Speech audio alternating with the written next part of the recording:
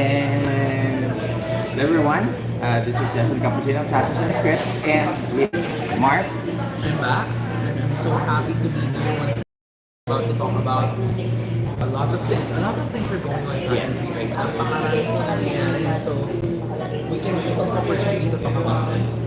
Yeah. And so while we're waiting for what do you call this, for people to join, to come in, we're here at Ali Mall.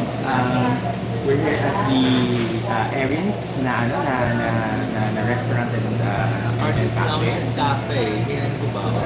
Of course, you know, this and I, whenever we go live, we go to the house of the original pageant, the birthright of pageant capital of the Philippines. We're always in Cubao, diba? So it's a beautiful afternoon kanina, and we got the chance to bump each other and talk about a lot of things.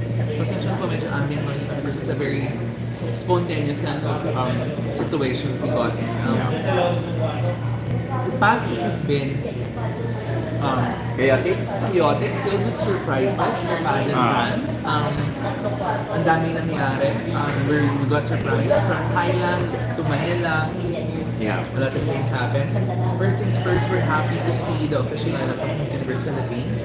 So among the current girls that we see, nakikita natin yung mga who could possibly banner the country in the upcoming Miss Universe pageant, which is going to happen to be in Bangkok, Thailand. We also announced it earlier this week.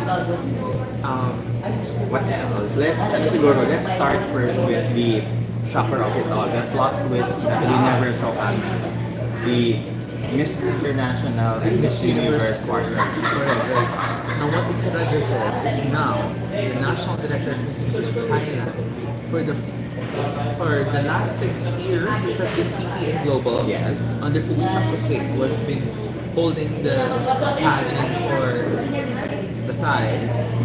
They held the franchise for Miss Universe Thailand, and they produced so far a stunning lineup of women. And represent women. So of course we had Sobhrajani win, which is top 5 in 2018. Followed by Amanda Chalisa Onrang, which placed top 10.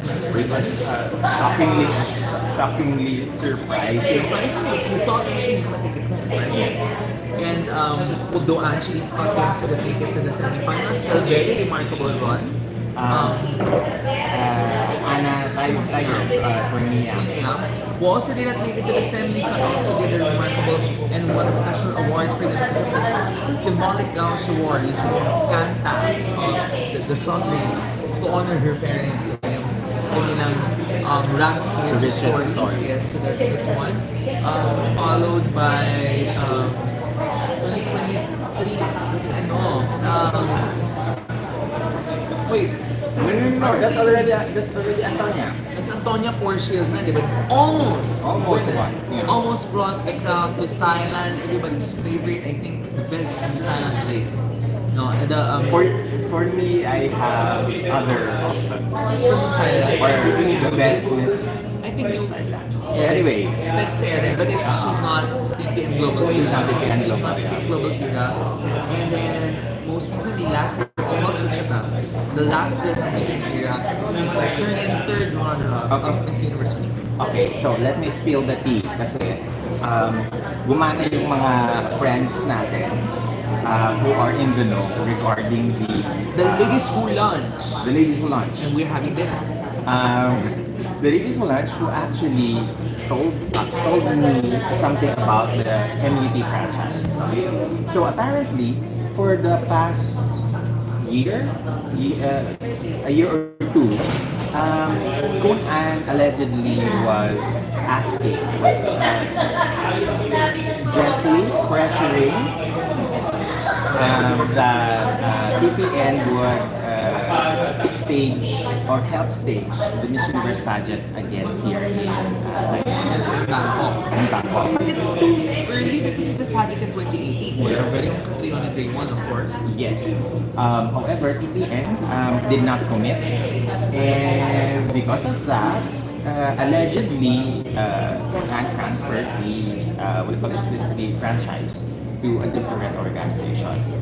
It also happened that I heard that the pageant franchise involved would mean them netting at around 5.1 million US dollars for 5 years. So that's like 1 million per year. That the new owners of the franchise would have to pay. So it does not surprise me. It's going to be a it's going to be a MGI and MU production for Miss Universe later on. Well, you know what they say, birds of the same feathers flock together. And so I think we're seeing them fly this time all over. So, but it's an exciting year because ako naniniwala ako with the beauty that Miss Grand International State last year at MGI Hall. Imagine a small space where you can make it like better production than Miss Universe in Mexico. We're expecting so much more because they're back at Montantano and it's more historic. A lot of fans can accommodate the noise. It's our equivalent to the Arena Coliseum, if that's what we call it. So it's their holy grail of pageantry. So there's a lot of things that could happen there, a lot of exciting surprises. And knowing na what, definitely they'll pull off one of the best stages. So I expect nothing less. And this is again one of the things that we were kind of debating earlier when we were debriefing. Does this mean that we are now admitting that MGI is the better pageant or the better produced pageant? I think last year a lot of people did. You know, I hate to say this, but last year's Mexican edition, disaster. I think disaster not in the sense that the Mexicans can hold pageant. Of course, we know Mexicans can hold pageant. They've done it in Acapulco, they've done it 2007, one of the best editions ever. What I don't like is that there's so much opportunity for Mexico to showcase culture, but kinulong lang sa hotel, and then we don't want that to happen this time. But I think more strategically, one thing that we're talking about earlier is that may something sa partnership ito. This opens a lot of opportunities not just for Thai fans, but for Nawat as well. Yeah. Because I think that this partnership might be a leeway or a foray towards a bigger partnership that is co-ownership of Miss Universe or an eventual takeover of the pageant. Yes. Should everything go south with Raul. Or it can be that Una might be able to sell her shares and it's going to be a Raul Nawat partnership for the ownership of the Miss Universe. I mean, I don't think a lot of people would agree or you want that scenario to happen. But the thing of the truth of the matter is, in the name of money, everything is possible. And so, if it meant a survival of the pageant system, then so be it. Let Nawat have it, and I think Nawat will have it. Whether you like it or not, that's gonna be the end goal for this one. Not unless a third-party investor would come in and save the pageant, which we're hoping also because I don't think major pageants being held in Asia owned by Asians give us the best results year in year out, but we're hoping for a better management. And of course, for now, we're hoping for better staging, and we know that Nawat is the right person to deliver it. Exactly. But then again, we have to also talk about how will it impact the branding, the overall branding of the Miss Universe pageant. Because if this is the case, Conflict then of interest it ba, is. diba? Yes. Is it a question of a conflict of interest? I think it would be conflict of interest, yes. There's a lot of questions about what's going to happen to Miss Grand. Would it be a conjoined partnership? In terms of visibility, will you see more Grand Universe being together? And speculations about diminishing the power of Miss Universe brand as a pageant in itself. I mean, there's a lot of things that we have to consider in terms of aggrandizing such platform, such huge reach and tremendous capabilities. So there's a lot of things that Yes. So, okay. So, first things first.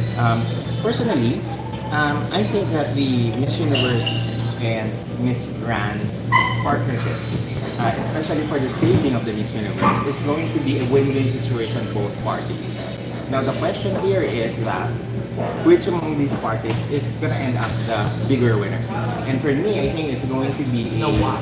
Yes, it's going to be Nawat who's going to end up with the larger Diba? piece of Whatever the. happens, we'll have the bragging rights at us. Once, one point in my life, I was able to hold the Universe franchise for Thailand. I was able to stage it. Yeah. It would be the best stage. We'll have the bragging rights about it. Yes. And so, ang daming para sa kanya to. I think they failed to realize that once you make a partnership with that person, and that's for the benefit. It's a one-sided benefit. But parang may tawid siguro the year lang. Kasi for me, I think that because of the partnership with us, a franchise director, for 5 years, there are a lot of possibilities that can happen in the matter of 5 years. Because let's say, for example, the Miss Universe organization under, let's say, the IMG era, it was what, 6, 7 years? So 5 years is long enough for anything to happen. And I think it can. Maturity, no? Yeah, and it can happen that we might be seeing later on the Miss Universe organization under the ownership of Taiwan. It is a possibility. It might be far off of the future, but again, we have to be open to that kind of possibility. Correct. Marami pa namang mangyayari. Pero as of now, I think talagang ginawa na lang to ni Anne for the sake of surviving the pageant for this year at least, and so that we have a good show while they're planning the next steps. Pero feeling ko internally, the turmoil is still there. The concerns about what the future holds for MUO is still there. And there's a lot of things that's going on behind their back that we don't see. And poses a lot of problems. Of course, it's a pageant we all love. We want to see this perpetuate, pero kung talagang may problema, you'll do anything within your power. Yeah, within your power to do something about it. Kasi ultimately din naman kasi, fans would have to adjust with whatever the eventual outcome of the ownership and the partnership between the two. Because right now, I think the question is longevity, is survival. So if kinakailangan makipag-deal ka with that, if you need to, sign a contract with the devil. Oh my gosh. Hindi ko ibalaglag mo yan, nilaglag mo na. But who's the devil here? You have to. This is the proverbial kapit sa patalim scenario. Yeah, but both of them are. I mean, di ba? Who wins the game? I think it's a matter of the bigger business person here and who can run the show better. But ako talaga, if Kun-an mismanages this one, now what is in her throat to get the franchise from her and owns the pageant eventually, or if it could go down south, at least no one can blame Kun-an for the misgivings of the organization. But i-spill lahat ng tea at magkaroon tayo ng kaguluhan talaga ng juicy ang pageant. For all of us, if that happens, it's gonna be a whole shit show that they want it to be. Yes. So that's Let's not also forget that Paula Sugar was recently in Bangkok Thailand, to file a case against Kun-an. So, what if things go south in terms of the lawsuit with Paula Sugar, then we might just see Kun-an selling off her shares of the Miss Universe pageant. Correct. And at least know what is there to save the day. But of course, that remains to be seen. Antayin natin yan the next coming days, weeks, or even months on how it's going to unfold. But for this year, I think a lot of our Filipino pageant fans and non-Filipino pageant fans will see each other in Bangkok in November. We hope to cover it. I would like to thank all our friends in Instagram who wants us to cover. We're finding ways because of course, covering pageant like that is not easy, it's not cheap. Sana meron kami mahanap na partnership that we could help us bring it forward, but we're working towards that. AirAsia nagpaparinig din sa'yo. Ay wow, hindi lang. Baka mas bukas siya. But we're looking into something. So hopefully... Cebu Pacific, okay lang din. Oo, hindi lang yun. May much better pa mga whatever. But hopefully that happens. No? Because we also want to bring to you live and straight, fresh. Imagine yung balitaktakan namin dito sa Sashes&Scripts end of this because both of us were able to cover Miss Universe Live. I was able to do it in 2016. He was able to do it in for 2017 for 2016 edition. He's done it for 2014 Until 2018. until 2018, straight 4 years. He is in the location on ground. He knows what's going on in this pageant. So yun, excited. Maybe it could be your fifth, it could be second. Yeah. Who knows? But this is a beautiful year for us because it's also exciting in terms of what's going on naman with the local organization. Yeah. It's affecting everybody. Nanganganak. Coming from the franchise. I think the mother organizations issues in not to say it without hurting someone else's feelings. Their chaos is spilling over towards the local organization. It's not just that, but also hurting the chances of some of the girls because this week also saw us, and shared with us, the lineup for preliminary for Miss Universe Thailand lang. Of course, it will be provincial pageants, hindi pa yung final, but Vina Pravina Singh, a heavy favorite, is coming back.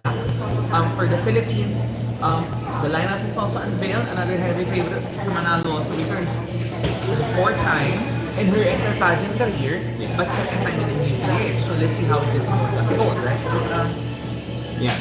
Okay. So let's just greet. Sunset Cookie says hello everyone. Happy Saturday evening. So glad to have been able to catch this live. Just one question: who do you think is a perfect candidate who's perfect to send to in Thailand? So we'll definitely answer that question later.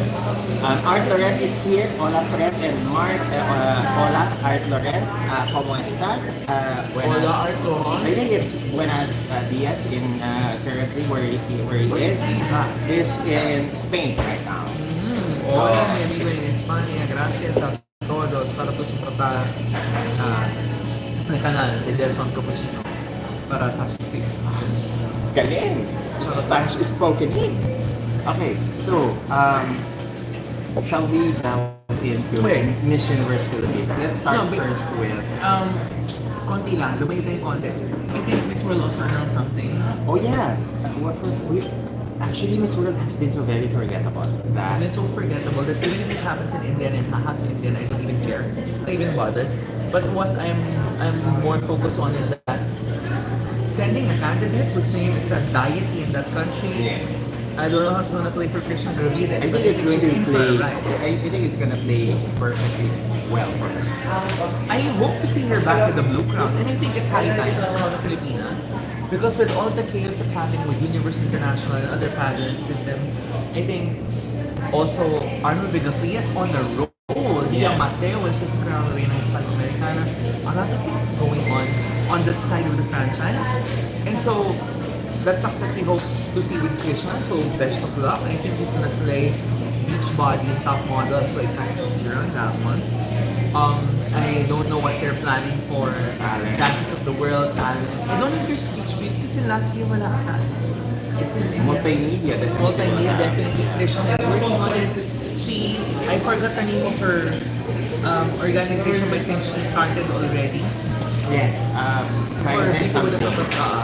So I think she's in for a ride and let's support her for that. And speaking of franchise, from one franchise to another. Wait, before we do that, I just wanted to circle back to the longevity and survival of franchise because I've been hearing that since last year, the Miss World pageant is now co-owned by Nepalese or half Indian businessman. Well, that makes sense. Kaya nasa India sila. India. So it makes sense that in terms of survival, you really have to sell off part of the ownership so that long-term survival. I mean, in reality, business model of pageantry always has to be supported by money. Whether it's an old money, new funding, whatever. I think to date, the most successful partnership para is still with Miss Universe and NBC. Because it was very much of a media magnet kind of situation. In the local setting, Binibini Pilipinas survives throughout the year because the Araneta's funding it. And there's a steady flow of cash. New pageants are struggling, but they're kind of seeing many ways on how to rechannel that profitability and earnings to survive and succeed in the game. And I think the next pageant we're gonna talk about, Miss Universe Philippines, is one that is learning on how to manage that one. But more than anything else, I like this year's lineup. It's a mixture of the veterans, the names that we know, old names that are very successful, and a mix of new faces and never knew were here, and that they're now taking center stage and ready to share to the world. And they just recently released their headshots. Yes. So before we discuss our favorites, one of the things that I have been trying to ask of the new of the organization is to have a consistent headshot, consistent lighting, photography for their Semi. I think some of the girls have particular photographers take their headshots for sake of similarity, styling na nagkakaiba. And for some other girls, siguro they need to partner with the main photographer. For example, Seven Barreto, total, marami naman sumano. Or Jen Morcillo is doing Andre Beldua. You can partner with all of these people and, have a thematic shoot for them. But for your headshot, they're off to a good start. Hindi magkakaiba, pero I think parang may memo naman na parang they're following. So kahit pa paano nakikita natin na, naging sumakses. Yes, sumakses. sumakses. Sumakses ng content. So medyo mapunta doon. So MPH is off to a good start. And of course, this year is also showing to be one of the feistiest. Laws are out right now. Things are flying. For me, these headshots, I only have like 2 girls that really wow me. Among all the headshots in MUPH this year. Let me look back. And this is surprising because I was looking at a lot of the headshots this year. And they were all good. Problem is because they have the same styling, blue guy, with focus on the face and Alam mo, parang medyo Miss Venezuela here sila natin. Yung may malalaking girls na. Oh, my girl is not inspired by that. This is natural, by the way. Pero most of the girls are like that. Ang lalaki na. If you look po, see, pare-pareho. Blown out, yes. diba? Big hair. Big hair. Yeah. So, very Osmel in the 1990s. but I think it's... But in reality, softer. kasi Filipino girls talaga looks better with this hairstyle. Yeah. Even if we go back to the past, it's either dalawa lang yung si Fermina yung malaki yung bangs or sinyong, which is the Miriam Kibaw form. I don't think this is the era for that. Minsan hindi medyo successful siguro pag oriental yung mukha ng Pinay, the straight hair, but it doesn't happen all the time. Yeah. But I think one factor that plays out here is that Ariela Arida is our new national director, at least for creative and talent of MUPH. Talent development. So I don't know kung when to pick pa rin mga formula natin dito or meron tong rarara because I mean, a lot of people, especially on X, took it against her that they don't like because she's kinda not in your face kind of beauty queen. But I would also like to stress that Ara Arida is one of the most resilient queens. I think it was one of the most difficult journeys. She's competing in Russia, people don't like her, and then the dresses she wear, her makeup was too strong, diba? The preliminary hairstyle, I mean, she was put a lot of other stress. But I think for this time, she'll be able to impart a lot of knowledge on how to withstand mental fortitude and be a strong candidate amidst so much noise and stress, especially at Pageant's country Taco that they were placed with. So yun. And let me go back to, before we go to the girls, ang dami-dami mga ganap sa edition na to. I don't know if you wanna go to the names that we see or initial standouts or line, or you wanna go to the controversy first. Let's start with the headshots. Okay, the headshots. Correct. Kasi I think matatabunan yung conversation natin with the Correct. Pero with the headshots, of course, we're gonna bring it to the girls. Ako, first off the bat, generally speaking, this is pretty impressive. Magaganda talaga. Maayos yung photography ng lahat. It's just that when you dissect the girls individually, doon mo makikita kung sino yung mga ganda talaga. And unfortunately, looking at some of the photographs, some of them is nadaan lang sa styling, kaya Maganda. maganda. Pero gusto ko rin Yung mga girls, but I also feel that it's the girls who feel more natural in their photograph at hindi piled on yung makeup, yung lutang.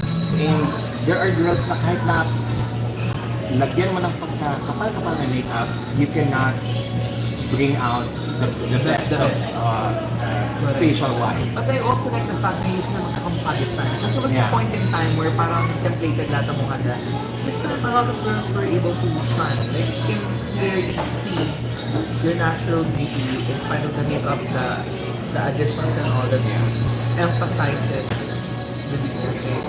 Ang daming from traditional acceptable mistakes na look, Oriental Filipina dusky queens, there are a few dusky queens that caught our attention recently. At yung iba talagang Pinay na Pinay. There's a lot of promise in this year's fashion. Speaking of Dusky Pinay, I am particularly loving Davao. She is giving me Chat Almarvez levels of Filipino beauty. This is the kind of face that I think would do very well in the world of fashion. Baka hindi nila alam, Charlene Almarvez is one of the supermodel. Yes. She was second or third placer at the supermodel of the world competition. Kasabay niya sino ba itong mga Anika magpantay. Pare-parehong molde. Yes. Sa very Pinay. Especially with the recent success of the Mate, medyo pare-pareho na template. Oriental Filipina. And I like how... So, what's her name? Angele Caballero Casco. Pero- You did a great job, especially with the flower. Love it, There's love it, something love about it. her face that makes it gives an energy of parang hindi Miss Philippines binukapit, parang Miss Hawaii. Yes. Maybe because we're used Because to, of the flower. not just of the flower, if I remove it and I will replace her sash, it could do Miss USA and I will not. Very quintessential Filipino. Okay, And so we like it. I also like which one's Bohol, Tyra Gold. Diba? Very dusky din, morena, but it's something that we learn to love. Parang it's everything, the placement in her face is just right. Symmetry.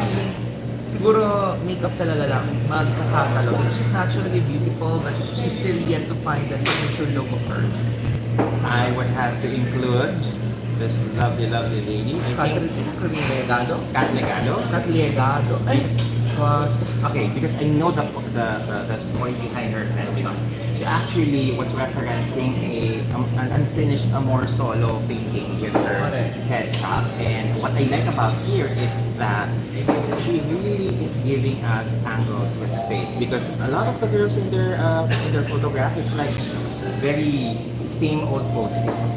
She's doing a little bit different. She's showing a little bit of her back. She's giving us a different angle with her photograph that you don't see with the rest of the candidates. Yeah. So if you put them all in like a single line profile, I'm gonna immediately look at her photo because it's different. no, but I mean, Katrina Legado in person has an amazing bone structure. You cannot, cannot easily swipe by, in the Korean. She naturally stands out.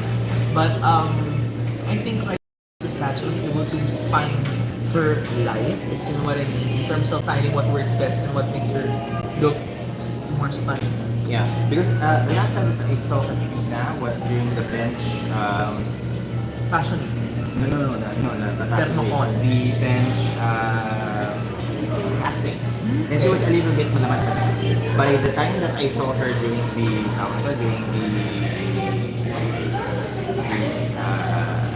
press presentation, ang laki ng pinigat niya. Ang ganda ng naging development ng kanyang transition from more chubby na girl when I saw her last year to the more slim, very Miriam Fiambao-esque body that she now has for Miss Universe Philippines. And ang nagustuhan ko doon is that si Katrina pala, kahit napatapahin mo, maganda pa din. Correct. So yun yung mark of a beautiful face, that whether malaman o walang laman, I get it with still registers well. on the body reference, people would call, okay, yeah, it's body shaming, we have a standards, okay, sure, putting standards for me.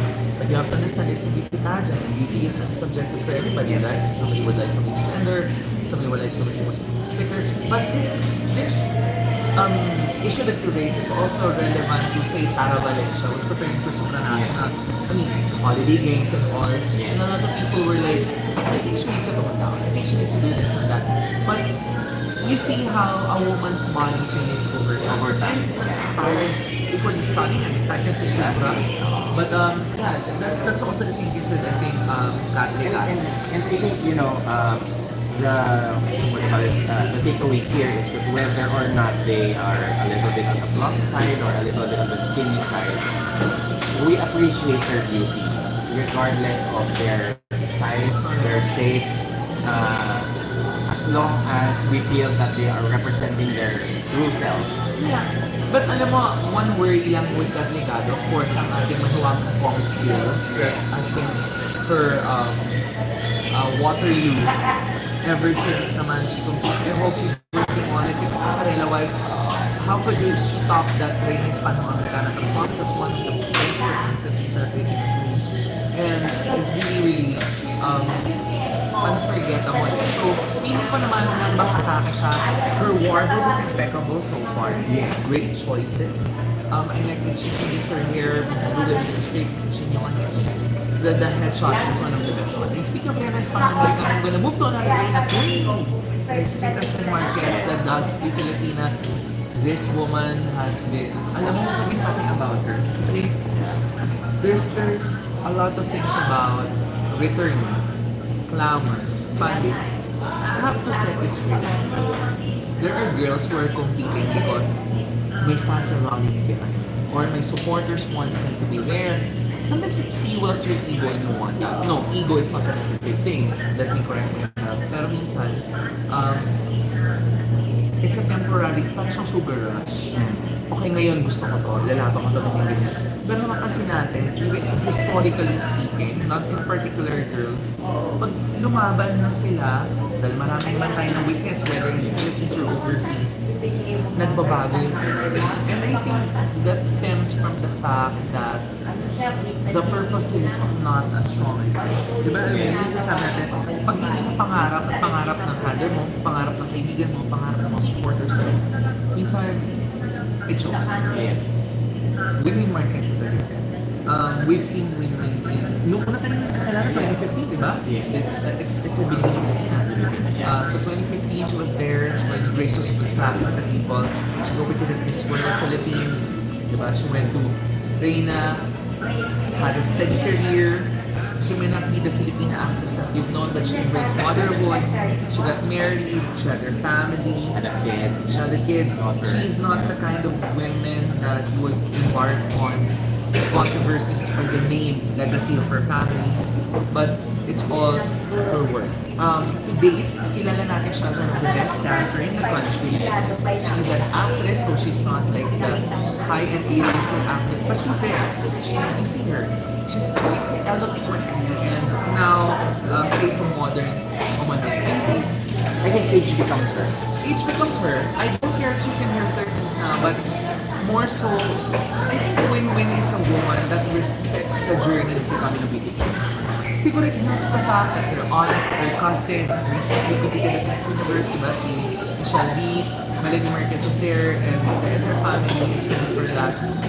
It's more of a determination about her femininity, her womanhood. Nararamdaman mo eh, na she's competing not because diba gusto siya ibalik na yan, pero gusto niya to because she wants it. I think, no, parang on that note, if she takes the crown because she has a high chance, hindi naman mamasamain na Filipino yon dapat. And I think it's a source of pride and joy to have a woman like her represent the country. And I really hope that this journey is one that she enjoys, that she shines through and carries through because women really is out for the win. So, And also for me, I think it would be uncomplicated if she wins. yeah. I feel like kung manalo siya, she has a story to tell. Kung ang titignan natin is performance. We all know her performance at Reina Hispano-Americana. So, I think it would be uncomplicated if she wins Miss Universe Philippines. Yeah, because She has the machinery, she has the backing of her aunt and her cousin. Fan base. She also has a fan base, and I think with her winning Reina Hispano-Americana, it would be easier for her to win over the Latinas. correct. I mean, like I was saying earlier on behind the camera, I think Winwin's campaign is one of responsibility and respect. Yeah. Responsibility towards the title that she's competing for, her family, and the career that she wants to pursue. And respect because it's not easy for a married woman in her 30s to pursue this career. At the same time, maintaining that pageant mura talaga. Parang 2015 was yesterday. Ganyan na rin sa akin. So I'm really hopeful for her. And plus, the last time she competed on the stage, she was at Ezra Santos Muse. And Ezra, one of the celebrated Filipino designers based in Dubai, is known to create some of the most unexpected pieces sa Philippine talagang showdown ko ng dati.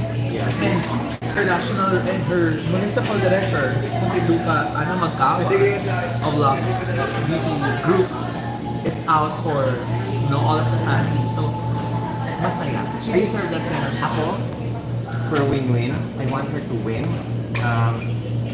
Simply because I think kaya na tayo. I think there's no... hindi nakakahiyang maging Oo, hindi siya nakakaya maging na kalaban at na ng boses.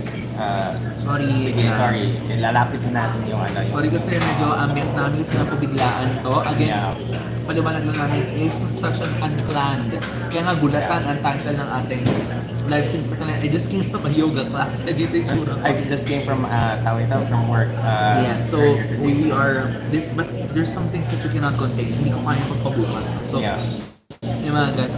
So going back, yes, when it comes to Miss Philippines, it's something that you're proud. And this is not to And also the more about is that between Michelle This Beauty and Win-Win, I really prefer the more Filipina, more approachable face of Win-Win over her cousin. I think because Michelle has that very model-esque beauty. she looks like an actress. Lucy Liu, yung mga Yes. naman. Oo. Lucy Liu is like, very strong facial pictures. pero ano siya talaga, may on screen mas may binabagayan. Yes. And she looks good as an actress. And with Win-Win on the other hand, there is more softness to it. Na mas madali siyang i-package. May Mas ambiguity kasi. Yes. Mukhang Thai, minsan Mukhang napina, minsan hinay na pinay. And I think na masaya ako na height is not that much of A factor anymore. Yes. Yeah. And besides, Win-Win is what? 6. 5'6"? Yeah, we're back. We're back. Okay. Yeah. So, there.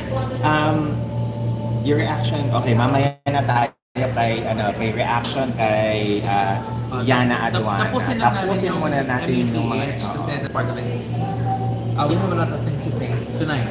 We take some mga issues na ganyan. Okay, So yun, so- next girl, Next girl on my end na tawag ito, na napansin ko is, wait, did you mention Baguio's Melise? I forgot her first name, Gwendolyn Melise. Okay, because for me, she is in my top 2 headshots. Among the newbies, siya yung namumulot tanging ibabaw when it comes to her headshot because it was really giving beauty of face. If this is Binibining Pilipinas, 50% of your score. feeling ko siya sa high chance of winning this is Pinipili. But this is Miss Universe Philippines, so she has to fight it out. But I've heard also so much about her team being one of the most prepared in this competition. And it shows. Nakita mo talaga na naiintindihan nila what they're fighting for, what they're representing. At saka kargado, matalino si girl, diba? I mean, she can speak eloquently about her process and what she understands about the representation in Baguio City, her regional presence, diba? Importante yun. And I think that's something that really helps make her stand out more. So Baguio City is impeccable. Like, she's way up there. Tsaka yung first presentation nila, ang ganda ng pakita niya. I think she was very mint green. Yes. Yeah, she was really... Somewhere between turquoise and mint. Yeah, nandun. Basta we're talking about the same girl. Ang kamay ng kulay. Pero remember ko yung medyo minty yung suot niya. And what I also am very impressed with Baguio is that they don't rely on the hype around the veterans in order for them to be able to send a competitive girl at Miss Universe Philippines. If you see yung mga naging Miss Baguio, iba-iba mula kay Genesis, kay Tara last year, and now to Gwendolyn. Iba-iba yung kargada Krishna na may is dala different sila. too. Baguio is Baguio din si Krishna. So it kind of gives us an idea that Baguio, mina din siya ng ginto when it comes to pageant girls. Yeah. Napintas, itimalasan. And, Baguio. I was actually talking to Marc earlier na kaya't kung nga mga Ilocana, dito itawin. It's high time. We have another queen. Yes. Diba? I think it's the last time that I remember was actually si Gloria Diaz from La Union. So, gathered. I think there are some northern girls also, pero for universe usually center ng Pampanga, Cebu, Bicol region and all. So, ganun, totoo na. Very, sabi niya, Tiger B, 0719. Very different talaga ni Baguio. Gwendolyn, isuna lang Miss Baguio Nagana. Nga 1H Nagana. Hindi pa Nagana. Na hindi siguro famous. Oh, okay. Something like that. Well, if she's not famous now, she will be. She will be. And I think, guys, pagtuunan niyo siya ng pansin, baka siya ang magpapatumpa sa lahat ng mga veterana this year. Yes. And speaking of Baguio, a sister from the same province, Benguet Maiko, also stood out. Yan, ano yung babalik? Ayan, Yes. wait lang. Okay. Ayun, going back to Maiko Ibarde of Benguet. Very polished, very sweet, very Asiatic, di ba? Yeah. Parang, She's Japanese Filipina, which is, I think, a great rallying point in terms of how to package her. With that exotic na beauty, I think there's so much that we can play around in terms of her styling. So far, I've seen her impeccable in terms of her mga public appearances. But I will call it early. I don't see her winning Miss Universe Philippines, but this would be a good, parang, tinatawag tayo, pinapanday natin na sa ibang girls. So, for the sake of experience and understanding how the competition works, this could be a good starting point for her. But I think she's also within reach of the other titles in store. Yes. Parang within reach din.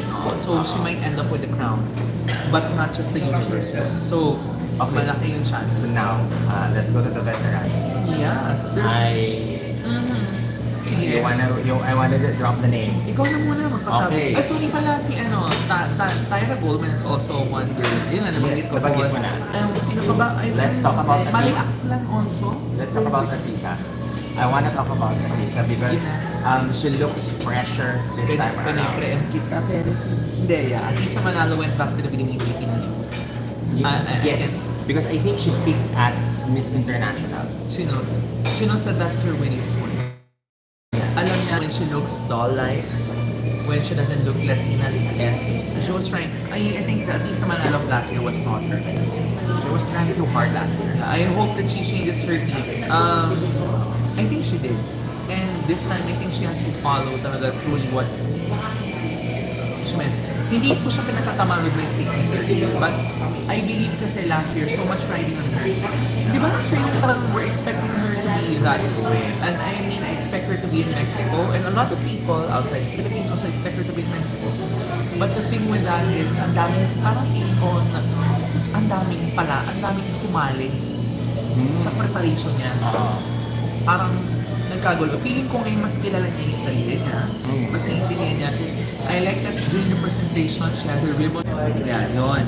So I think she's going back to that formula, which is nice. I like na medyo malaman siya Kasi that's how I remember her. I mean, remember, her face now is the face that came closest to Catriona in 2018. The ranking was 1-2, di ba? No, I heard she wasn't the number 2.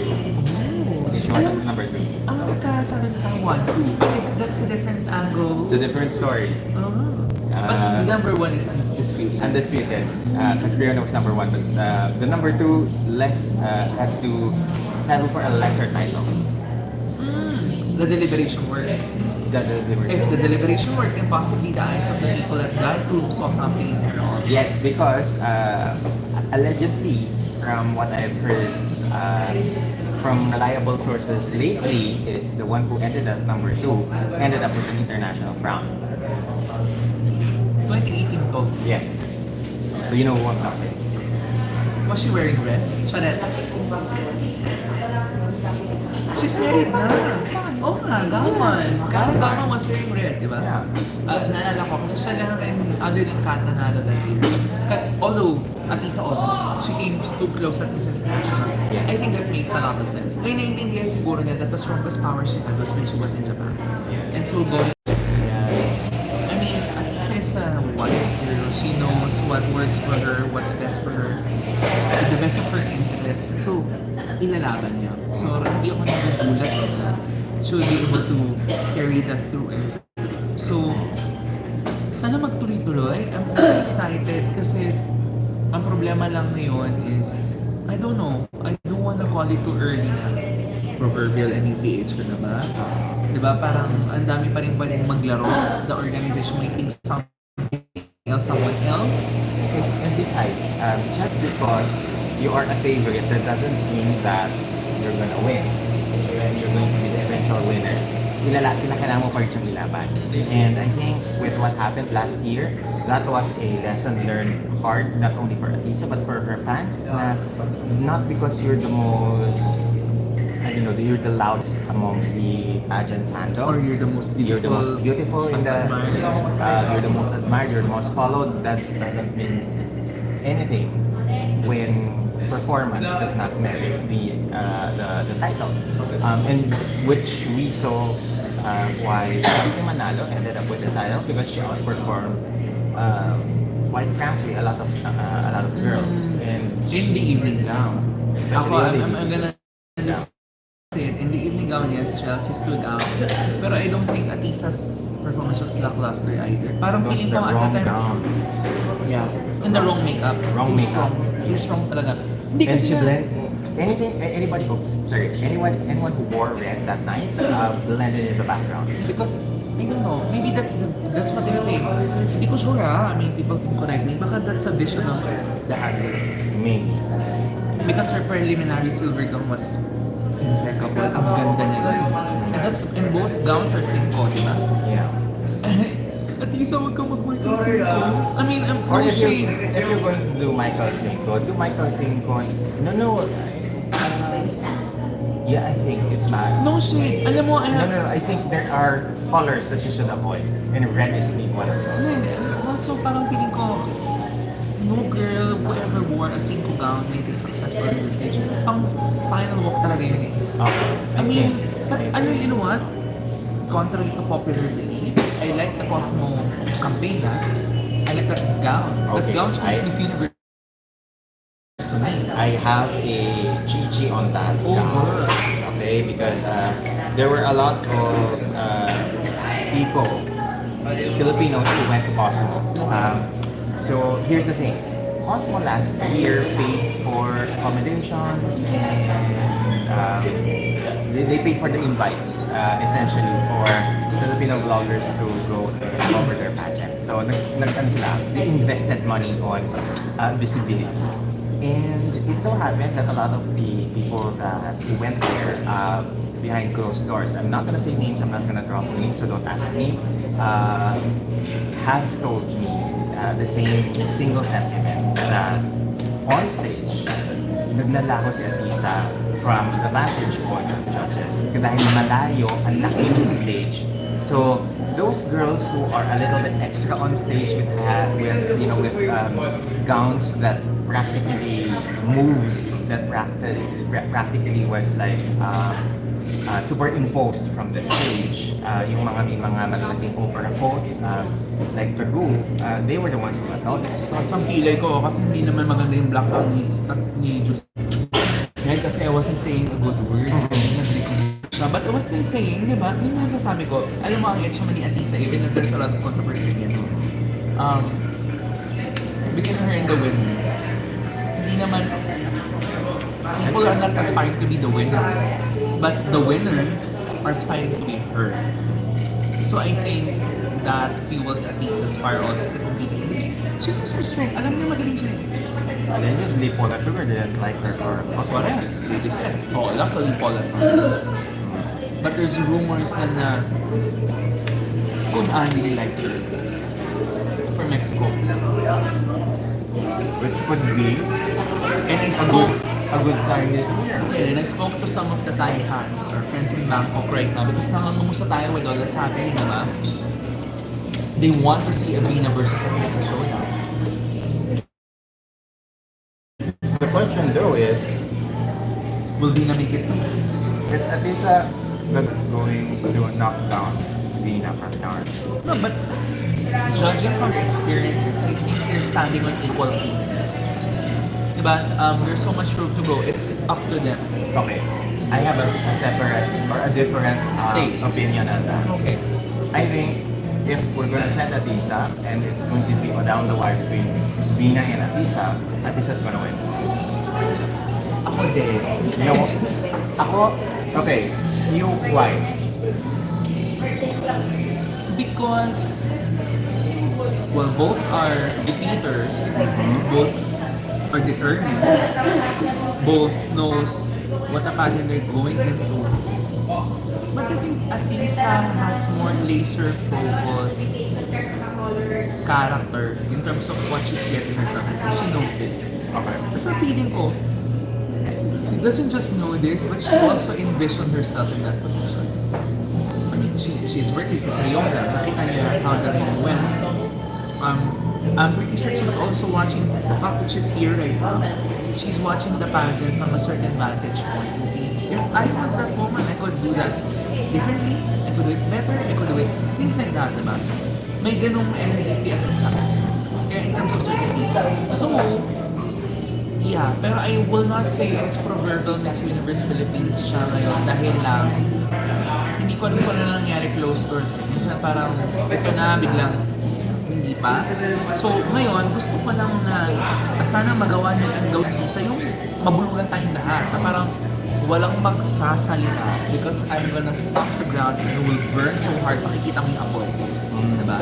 Yung walang question, it's consistently exceptional for me because I wanted to have a taste of how it is to arrive in Sobhrajani with all the gay Thai fans screaming her name, diba? And know her worth as a queen. Me, my reason why I think it's going to be Atisa is because I don't think that Kunan, right after awarding the franchise to Nawat, will want a free pass the next year after Filipina wins. Kasi if you win Miss Universe, your national director will not have to pay the franchise fee the year after. Is that a rule? That's a rule. They did not amend. That's a rule. I am hoping that they did not amend. Because if they did, then Vina has a fighting chance. But then again, this was a what do you call this? A rule that was instituted even during the 90s that whoever wins Miss Universe, the national director for that year will not have to pay the franchise fee. That is why Gazini was selected via Binibini Pilipinas because Catriona won. So when indie people were asking SMA that Is it true that Chavit Sings already got the national franchise for Miss Universe Philippines? Madam Stella was saying no, she still has it because that's part of their contract with IMG. That whoever wins Miss Universe in the year, the preceding year becomes free in terms of franchise fee. They retain the. Pero feeling ko naman, hindi na provinceing wins, diba? Makukuha niyo yung money-making ability ng prize because the businesses will flood. I would think so as Diba? well. Yun lang inaantay nila. I can imagine Capricorn Group, Icon Group. Icon, definitely. The Princess of Thailand apparently backs Nina Pravinan. Si Srivanavali wants her to win. Yes. Diba? With that, the royal family will possibly be taking her into more prolific, diba, roles in the possibly the face of Thai tourism or whatever. That would propel her to So which means that Vina has a really good fighting chance to win against Atisa. Ganito lang yun. If Vina wins the national title, she will, the work already started before she even won. Yes. I think all she needs to do now is to win NUP. Because I think with Vina, she starts off strong and then fades. The energy fades towards the end, towards the finals. So if she's able to manage her energies to be consistent from or start end strong, I think Vina is going to be the next Miss Universe. There's no holding back. Yeah. There's no holding back. Because if she held back, somebody's out to get it. Diba? And that's for us. For Atisa naman, there's a lot of other competitions man among the veterans. Pansin niyo pa bang, kasi we are riding on Maureen Montaigne talaga. So ibig sabihin sa province is supposed to get it if Atisa wins. Kasi feeling ko if Maureen is here, Maureen would have won this one. Oh, definitely. Because this is a full circle sana event. Diba, from Arizona to Manila to The Bangkok. universe. The universe has always been her. Maybe not now, but sometime down the line. Pero ibig sabihin, maybe there's a reason why Atisa is there. Yun lang. Pero kung hindi naman sa Atisa yun, gusto namin si Win-Win, sino pa ba? I mean, other veterans might work hard. And si Chanel Olive Thomas, naatay ko pa yung spark niya. Because this is a very different Chanel from 2014. For me, among the girls with the headshots this year, for me, the best among the veterans is Chelsea Fernandez. Chelsea naman, I think, may natin pa ako eh. Ito, I mean, to be honest, Chelsea is one of those girls na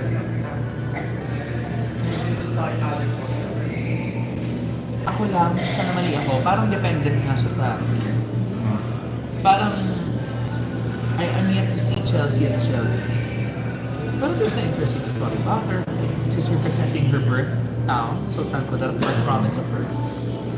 She's always been a regional superpower. Why? Because she's been supporting Sashes and Mindanao ever since.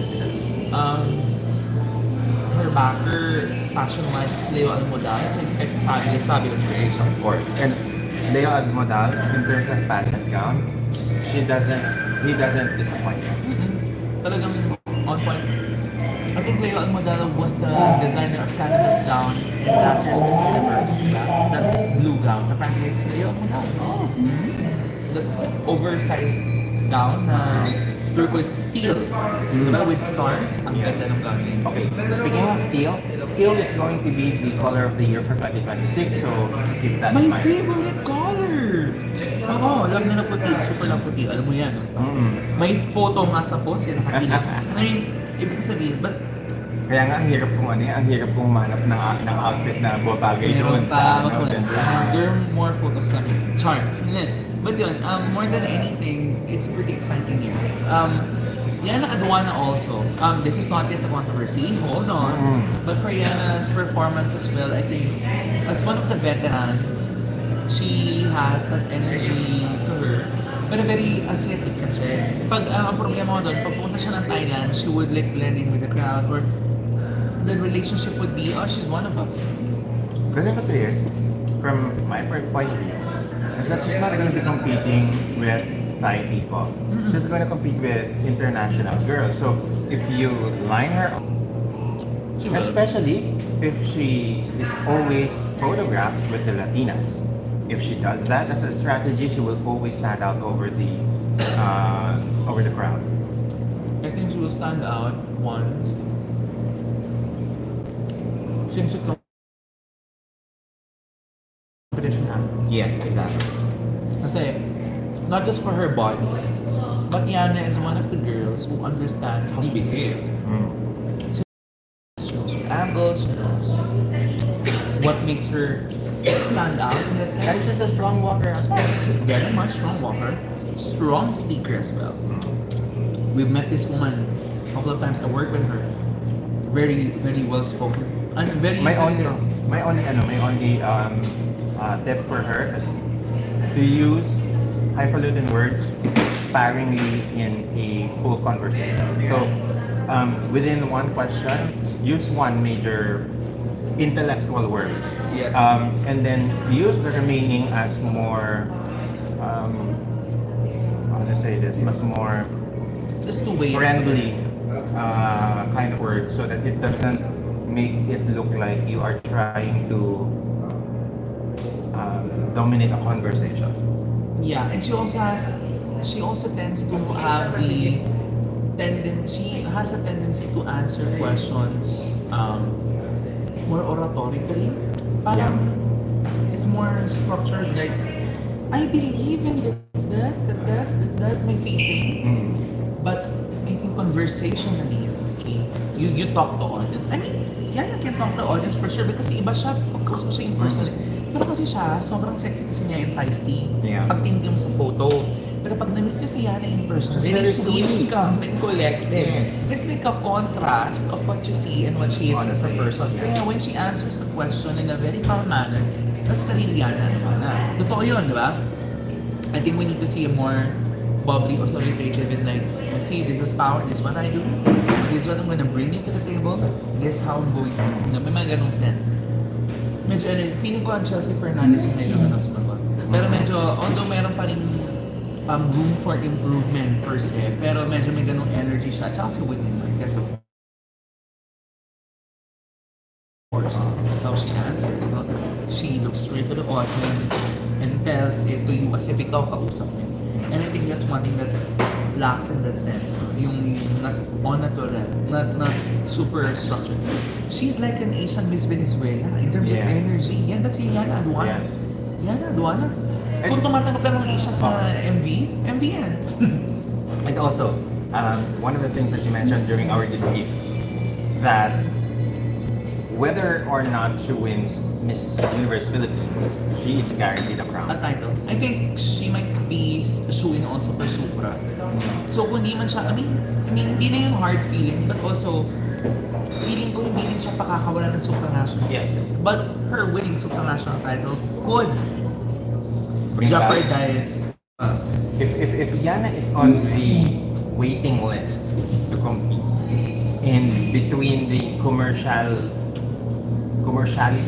of Yana's beauty versus the very edgy beauty of Tara, I think Yana has a better commercial Chance. appeal chance to win Yes. Supra because of her Pero commercial. magkaiba kasi very sultry, sexy vixen kasi si Tara, diba? So gusto ko rin naman yung styling niya, natutuwa ako, parang 1990s R&B diva yung datingan eh. Tapos curvy pa. Wow, parang this is a new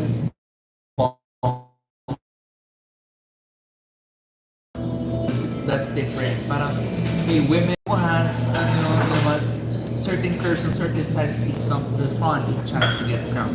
May ganun tayong, siya eh, she's in the same league as Casini Grados in terms of format, no? But Yana is has more, the same pulmahan as Mutya, our only Mr. Superman. she has a very mutiada to it. I must admit, very, very, very. Very, very nice yung ganapan nila nila. Someone is now asking, who are your favorites in MUPH? Sabi ni The Beauty Critic, I like Tisha Manalo and Winwin Marquez, though the latter is short in height. But you know what? In the tradition of things here at Sashes&Scripts, we have what we call the In Principle and in In paper. paper. Okay. In paper, again, let me remind the fans out there, for 3-4 years we've been saying this. Yes. In paper, yung talagang, ito na yun, tune in, check the boxes would be ideal. In principle, was the winner that is there, in essence, and in the hard work and all the other things that a lot of people don't see. Diba? Example, Pauline Amilings versus Michelle Dees, mga ganon. Remember, we had a huge debate between Harmony and Amanda Dudamel.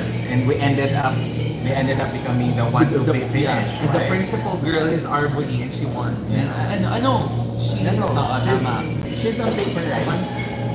on paper just because of Si Amanda yung principal, natin. sorry. Kasi Amanda yung beauty queen standard. Yeah. Pero hindi siya manalo, wala siyang pera no time yun. Diba?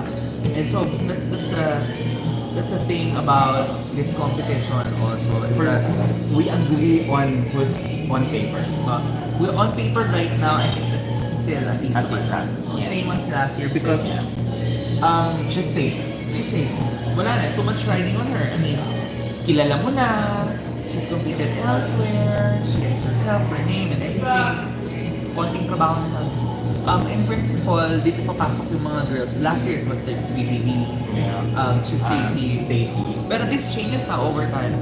Ngayon, I think Laguna, a lot of fans wants to see fresh face, pero she has yet to work on Baguio, I think, in principle. If you want a fresh face, win-win for veteran. Who's your in paper? It's still isa pa rin. Para tayo ng Okay. So Yung in principal. Yun, so Ang ako, tanggol mo, sino yung principal? hindi Baguio yung win-win. Pero win-win ako sana talaga. Because it's a campaign based on Hindi tayo nag-usap. Yes, Pero hindi namin pinag-usapan to. Ako talaga, because again, it's a campaign on respect and responsibility. Yeah. Responsibility towards keeping everything under control while waiting for a chance to get in. Yeah. And respect dahil for doing that. For everything she's done for Philippine pageant. I think it would be a great campaign to have the first mother, Filipina mother to compete internationally. Pero, ang Plus- makakaloka yun. plus- Top 2 sila ni Atisa. Diyos ko, kababaliw. Plus I think with win-win, what we need to do is to actually find the right color palette for her. The green, got. I mean, the very saturated, the jewel tones. Scrap that. Go for more aged colors. That speaks wealth. That speaks accomplishment. That speaks like I have lived and I have achieved stuff. And Feeling ko the right should work for her. But me, I'm talking about wardrobe.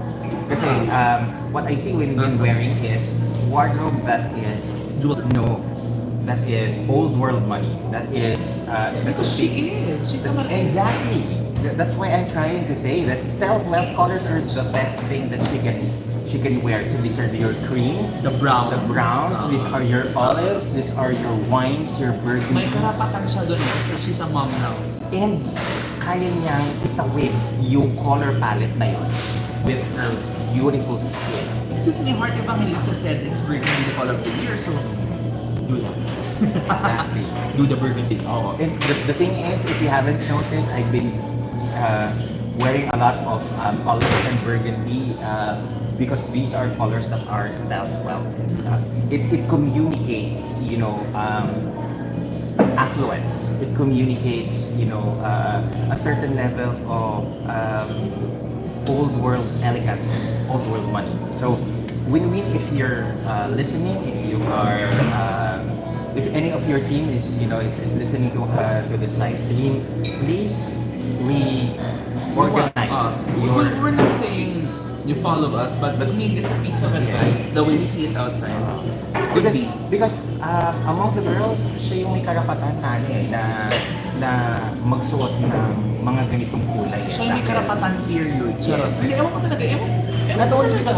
Not only because she's a mom, but also because of her family background, because of her what do you call this? Because of her accomplishments.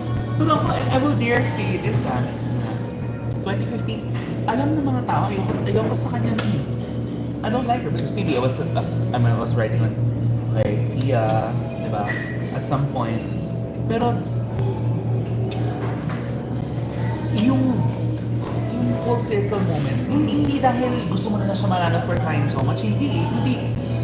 Wow, this girl to keep herself in that shape, to keep what she know at bay, at hindi pa na siya tumigil na mag-aral at aralin at tutunan at hindi na. Akala ko natapos sa Spano. Hindi pa pala. Speaking of Spano, that's the right kind of green for her to wear. Yes, that dark forest green. Yes. That's your green. That's your green. Standard color mo yun. Huwag emerald. Emerald, there's the problem with emerald is because of the sheen sometimes of the fabrics that you wear. It would look plastic. Yeah. So you go for emerald, something that is more rich in terms of what do you call it? In terms of the palette. Pero okay, other than this girls that we mentioned, who are the other bubbly pop? Yung mga girls sa Baguio. Baguio. If you're going to crown a newbie, Baguio. Huwag na kayong mag-isip, Baguio na. Ibigay niyo sa Ilocana utang mo. Sa isang Ilocana utang mo. Practice mo lang to Isabela ha, but you have a greater chance in the future. I think It's also good. I think Isabella's what's her name? Sandu? Other day. Jarina Sandu. Okay, Jarina, you're from my province, so I expect highly of you. I think you have a lot of potential and you can use that. I am hoping that kung kayang ang pahinupin until the alleged, hindi pa to confirm, May 2 na finals ng Miss Universe Philippines, then you're good. Hindi marami pang chance. Even if these girls don't get a crown after this, I know, nakapagod, your investment, your energy, but you know what? You carry with you the experience of competing here and knowing your purpose and worth. Pagkatapos ito ba yung para sa akin? Ito yung gusto ko. I wanted to become, and that would lead you to the right direction. So I think this is a good experience for them. Ang sad lang kasi is that with how Miss Universe Philippines is run, with the org having franchises at the regional, municipal level and citywide level, parang you only have one shot. Ako medyo ginive up ko yung resentment ko. Parang, ano magagawa mo? Sila nga may power and control. Pero I think, yung pagsisisi naman is always at the end if they messed out on some girls. Shoulda, coulda, woulda to. And you can get them back. I mean, yeah, sayang. So I just pray for wisdom and strength to the organization that they kind of figure it out this time. Kasi some of these girls don't come that easy. And speaking of girls that come that easy, I want to touch on something. This is something sensitive. Between you and I, he's the Mr. Recibo. You know that. And he's the one who publishes a lot on credentials, diba? Background stories. He knows it better. Because ako, medyo shallow, tinatamad ako. I only read it once he runs about it and learn more about the girls if that piques my interest. But to you, how important it is to like put on standard, not a standardized, more, what you call this, structured background. How far can you go to make yourself look better in the public eye? Because we are gonna address the because we're gonna address the issue. Okay. Yes. For me, as long as you are truthful and honest, that should be the end all of the conversation. Kinakailangan totoo, kinakailangan hindi nagsisinungaling. Kasi in life, pwede naman tayo maging chismoso, pero hindi tayo sinungaling. I've always thought that. Na ako, aamin ko sa sarili ko, chismoso ako, pero hindi ako sinungaling. If I hear it as a rumor, I will tell it like it is. Like it was a rumor. I'm not gonna say that this is what happened, this is the truth. Now, when it comes to pageant campaigns, it is often a practice among pageant girls to embellish a little bit your accomplishment. It's always best foot forward because you're not only trying to impress the local judges, but you're trying to impress the international judges later on. And this is why you need to include honest na achievements.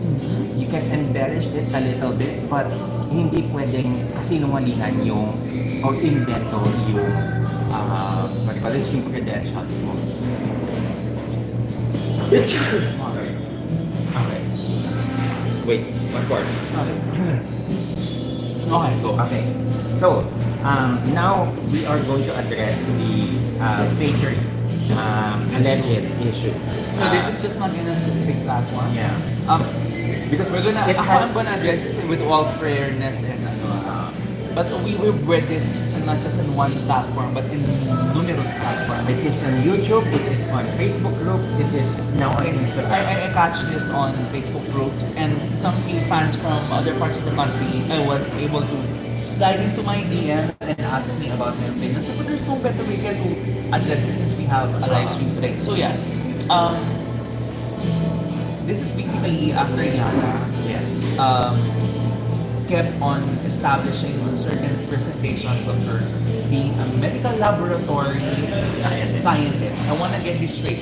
Parang, kasi I love watching The View and The View lagi silang ito. So, correct me if I'm wrong. So, there was a question if scientist is something that highfalutin too much or it's not fruitful to use it or they're not using it right. Yeah. Diba? Well, in other terms, this is medical technology.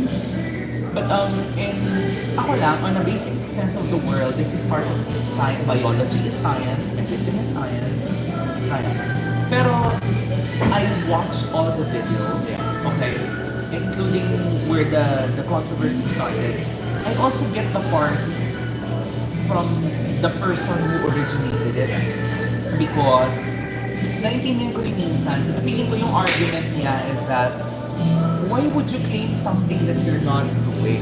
Kasi hindi ka naman alam ang background ni Yana pa, diba? So we reach out to Yana Aduana, we're waiting for her response. Hopefully, she will.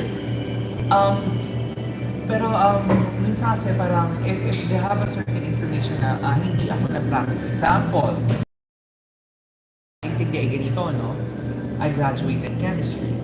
I did not work lab, I did not work in medicine or in certain industry, but I ended up somewhat in tourism or hospitality. Does that make me a chemist? Does that make me a scientist?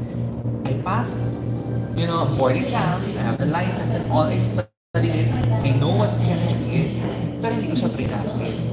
Pag sinabi ko nga naman, I am a chemist and experience blah blah blah blah blah versus saying, I graduated chemistry, those two things means different. Yes. So, hindi ko lang alam. So, hindi ko pa kasi naiintindihan if Yana did practice in the medical institution after this, after graduating the degree, or she went straight to a different field as alleged in certain interviews and content that was put out there. So, kung gano'n, naiintindihan ko rin why other people would say it may not be true in its entirety, but I don't think naman it's fake because na-aral naman yun. Yeah, exactly. She knows the science behind the studies and all of that. But I think the usage of it just makes sense of. And siguro the word lang, that specific word triggered a lot of people.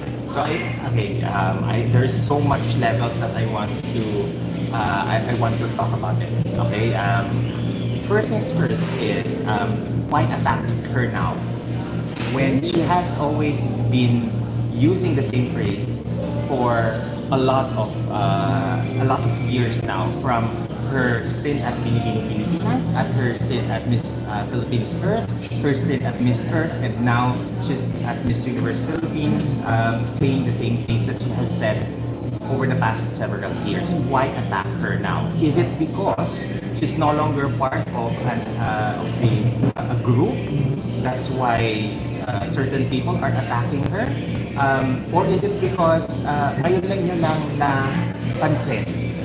Right? Because those are two things. If there is like a hurt feeling because she's no longer part of a certain group, then may konting bias yon on your end. Okay? The second thing is, kung hindi mo siya napansin all these years, then what have you been doing, guys? She's been telling the same things over and over. Why call her out now? Okay. Now, the second thing is, looking at her LinkedIn profile that I can access publicly, hindi ko makita lahat ng experience niya.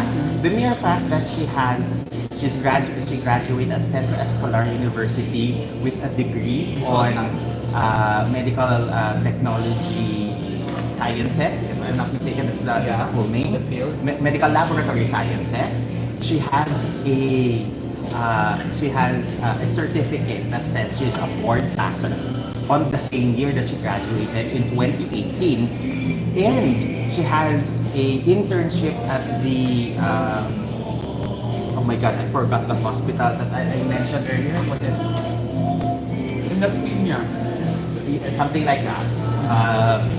The mere fact that even as an intern, na-practice niya yung pinag-aralan niya, she has the right to call herself a scientist. Okay?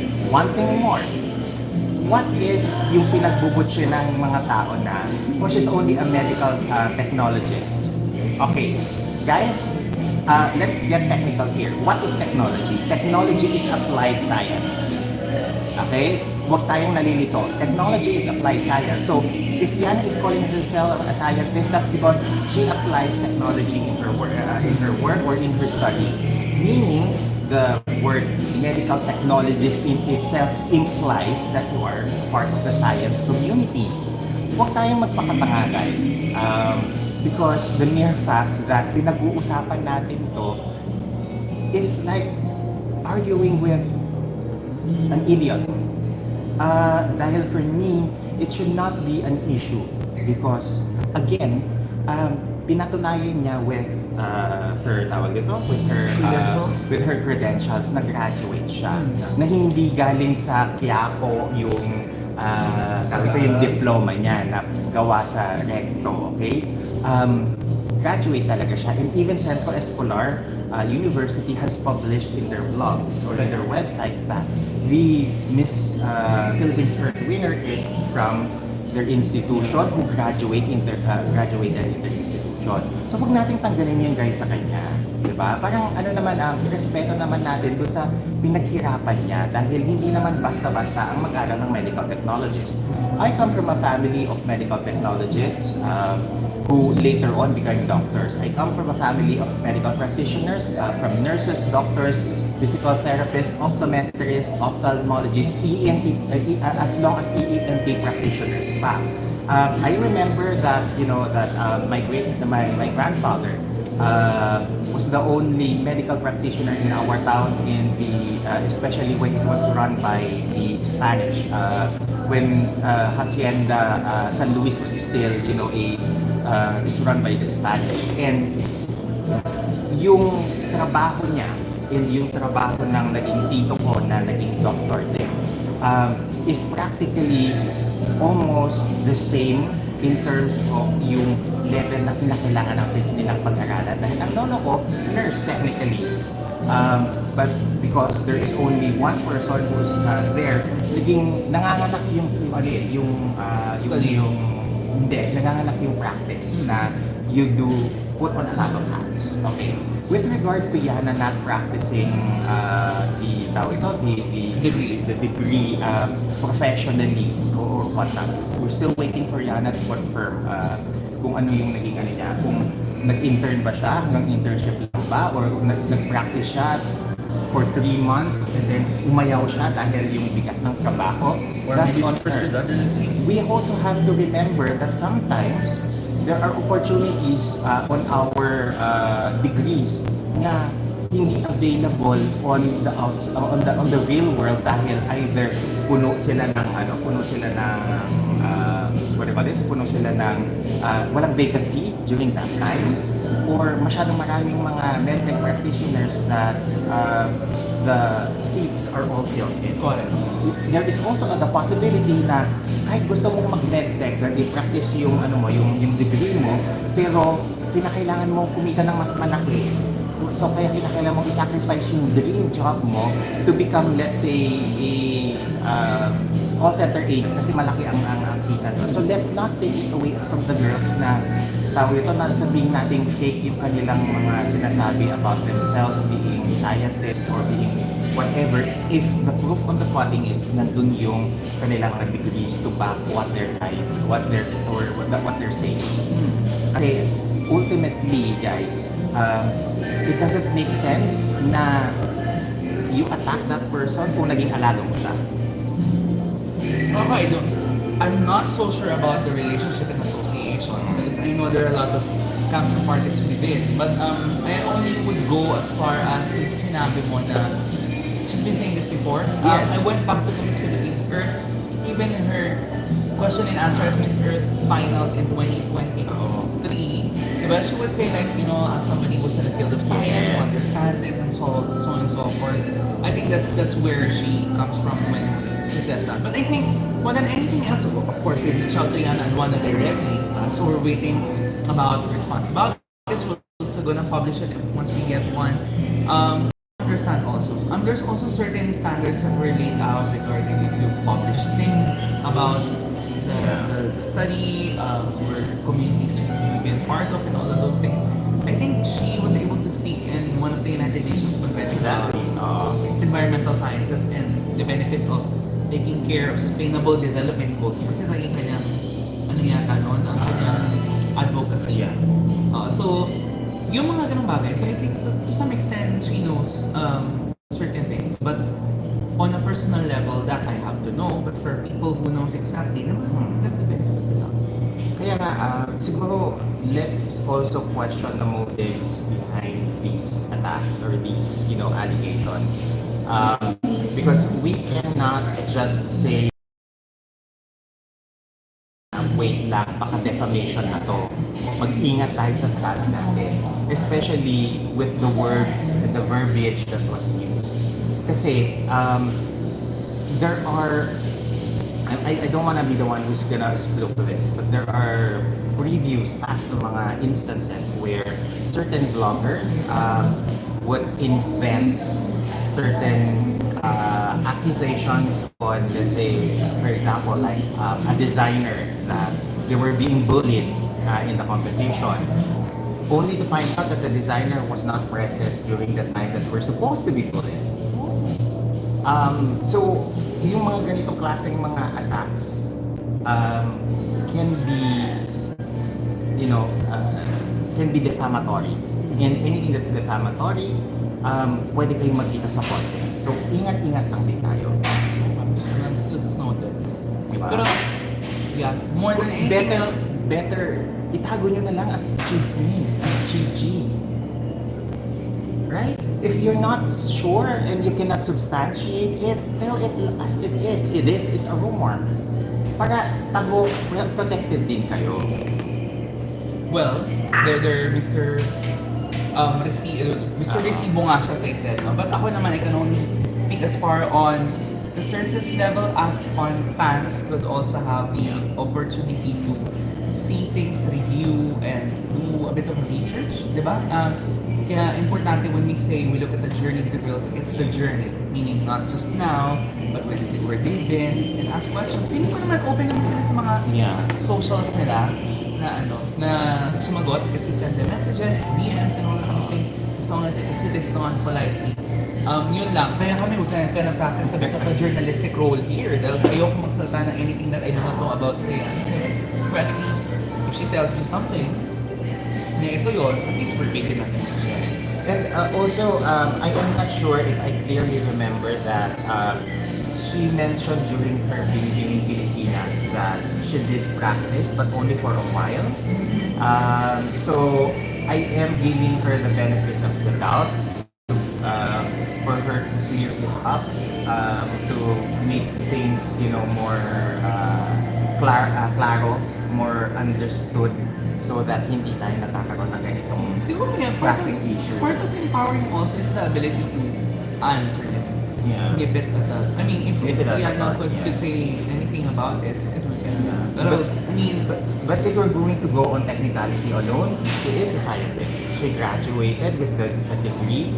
She had the internship to prove it. She has the board passing. She had the licensure examination, and she passed that examination. So that makes her a scientist. The mere fact that we call her a medical technologist technology, by definition, is applied science. So that's supposed to be enough for you guys. That's just as no about this issue, and that's our piece on the matter. So I think moving forward, our learning would possibly siguro if you have questions about certain girls' background, yeah, you ask them directly. To ask them, or if you feel that it's too good to be true, then investigate. Ask questions. Ask the girl, okay, what have you done in terms of your entrepreneurship na press release? Oo. Diba? Kasi hindi ito, ngayon lang nangyari. It's been happening in the past. A lot of pageant girls have been embellishing their what do you call this? Their resumes. They're making it sorry for the term, but they're fluffing it up.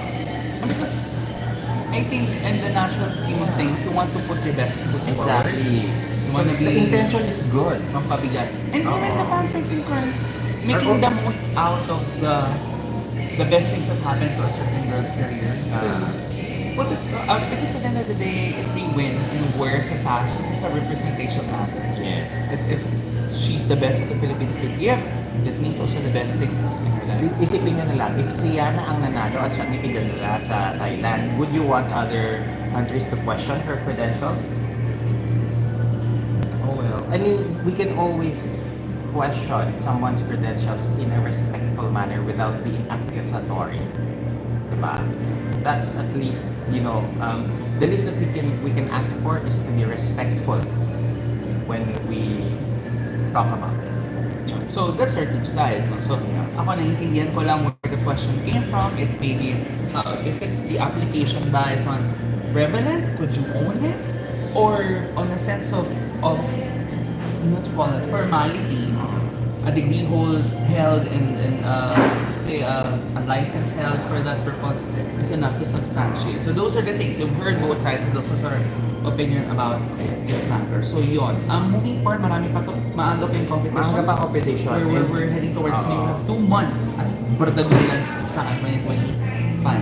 So, I do hope that maglaro na lang tayo ng maayos. Walang ganitong mga klaseng mga usapan because it's not elevating the conversation on pageant.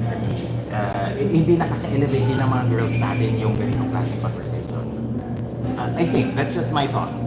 Yeah, I mean, syempre, of course. Not unless kung there is sinister na nangyari na may ginawa, then there's reason for for people to call out yung mga parties na involved, then sige, gawin natin. Pero siguraduhin natin na walang malintent doon sa part ng mga girls. Kasi if there is malintent, ibang usapan na yun. That is tsaka levels ng conversation. People can always confirm naman if this is malintent or this is factual. Yes. So I think naman everybody has a platform to say and address everything. Alam mo yan, you've been subjected in for whatever it is. No? We're willing naman to address and accept and process all the other additional information that may come out of this conversation. And we're hoping that if this becomes a larger conversation, we are able to get more facts, research more facts, and have that part of the conversation, of the larger conversation ahead. Pero ako ngayon, my practice would be, siguro yun, saan natin i-reach tanong yan. Pero, that all, hindi ko rin mako-question kasi where the sources of other people came from. If it's a first-hand information, or if it's something that they held on personally, that's out of my control, diba? So, syempre, if they say something, the other people has the right also to respond to such. And this is the beauty of democracy, even here in pageant. So, yeah. Hindi ko masara na yung ating restaurant where we're at. So, I'll be reading some of the comments now. Konti lang naman sila, konti pa lang tayo kidig. So, sabi niya rin, Delphine, at least is perfect for Thailand, if not Eliana, I think that's what he meant. Yeah. That's it. Sa FRG ang hina ng boses, sorry talaga, patawarin niyo po kami. Ricky Delphine ulit, reaction daw of Tita Lavina's comment about Yana Aduana. Just push it back a bit, you hear the conversation about it. Sabi ni Tiger Lee nga, si Baguio, sabi ni who are your favorites in PH? We've said our piece. Sabi ni Had Jeff. Agia. Yeah. Yes, one Iliana for Supra and Vina for MU. If Vina wins MUP, I don't care less who wins MUP. It's just waiting for the franchise to expire. Ang naman. Sabi ni Curious 1616, your reaction about the figure accusation pushes back a bit. You'll hear the conversation. Daniela Alejandra Lee, good to see you guys again. By the way, what do you think about Carla Butuan ni Matang? Alam mo si Carla? She's very pretty. I saw an interview of her earlier. Very natural beauty, very fresh. No, I wish pag-international siya. Pwedeng pang-MI. What else today? Butuan is also equally gorgeous. I also like to comment on Cebu Province, Sheila Falconer. Very pretty. Very And pretty. Cebu City, likewise. No? Very gorgeous Cebuanas that we have representing the Zamboanga, I think also. It's nice, no? And and ako si Malay Aklan, parang may something sa kanya. Feeling ko bubulakin niya tayo sa... I agree with Aklan. parang feeling ko bigla lang siyang, whoop, she's there. Diba? But right now, I really want Ilocana to win. Yun. And Anyway. lastly, sabi ulit ni Daniel Alejandro Lee, tama yung enjoy gossip that the fabricated one. In fairness, the sound of na si Eric Santos sa restaurant. But more than anything else, this is a very spice. We're off to a good start this year for pageant 2025. It's shaping to be the best year, hopefully, for everybody, di ba? Have to enjoy. It's mag-iipon ko ng pera para makakaw ng bangko. I wanna cover it. Diba? Same. Diba? In my 30s. Sorry, kung may mga brand kayo, we're open for sponsorship. But we'll do it wisely. We'll make plans. We'll discuss it after this show. But yeah, thank you for joining us this weekend. Alam ko busy kayong lahat. Marami kayong gustong gawin and we're grateful. I'm grateful. Nasa galaan ang mga tao ngayon. So, yes. But I'm grateful I'm here again. It's always a joy to be here. And I'm always grateful that kapag dinalabit ka, game na game ka for. Kasi naman, ang dami kong kinikimkim na himutok tungkol sa pageant system and I wanna put it out there. Yeah. Marami talaga sensitivities right now, but it's all about sensibility at the end of the day. It has to make sense. Everything we do, everything we chance upon, and we see, even the girls we choose, the words we say, and our intentions of winning the crown and why we're doing the things we do. Yan, importante talaga. Alam mo, because siguro kayoga ko to. I mean, set your intention for the day. Find your peace, it could be for healing, it could be for manifestations and all those things. Fancy as amazing, but kinda helps. For me naman, it's always about finding conversations that are not commonly talked about. I mean, topics that are not commonly talked about. Medyo of course, we understand certain relationships, di ba? May mga nakakausap kami direction and so coming from kids who make things objectively. At the end of the day, here at Sashes&Scripts, we believe our scripters are wiser and smarter. So alam na, naiintindihan namin yung mga inyo, we listen, we understand, and we're always open to hear more from you. Negative or positive, kinakaya namin. Yes. That's it, guys, and I hope to see you again soon. We hope to see Marc again soon in our mga future na live stream. Kalkun maka. And who knows, baka isa sa mga maging ending natin is pagkakain na sa Thailand. Diba? Gusto ko talaga maging pageant host matagal na. So baka ito na yung manifestation ng kagustuhan ko. I'll be reporting na from Bangkok. I would love deliver you all the but this is an exciting year. We have so much. I think the next pageant matagal pa, Thailand is in August. Philippines is on May. Binibining Pilipinas, we don't know anything about it. I have a feeling it's gonna be June, July. I've heard something but I cannot confirm yet. Okay, again, dahil gusto ko pakalagaan yung relationship ko with Binibining Pilipinas, I will wait for them to confirm. Nor deny. Yes. Yeah, but everything's I'm hoping this could be a new generation in pageantry where we see things more, bumalik yung enthusiasm. Yes. Diba? Again, every time we think of Bangkok, Thailand, the lava gown, the lava walk. Yes. And the Mikimoto crown. I hope that we send a candidate who can at least try to be on that caliber as Catriona. Yun lang yun. I'm not expecting another Catriona level because that's not gonna happen anytime soon, but I am hoping that our girls at least try. At least